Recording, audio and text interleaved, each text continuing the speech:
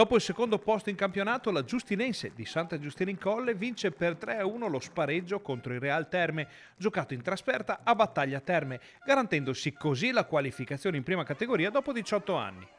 Partita in salita dopo 20 minuti per la squadra ospite, che prima dell'intervallo ribalta il risultato con la doppietta di Nicola Lucon. Il terzo gol di Beluri nella ripresa sancisce la promozione dei biancorossi. Dopo i festeggiamenti in campo e sugli spalti, la festa si riversa in paese, coronata dalle campane suonate a festa.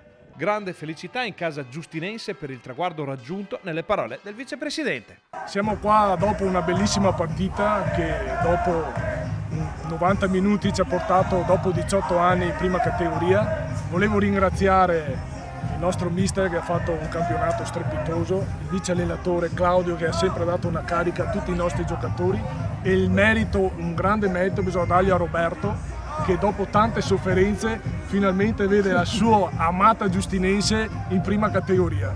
Forza Giustinense! Bravo! Bravo!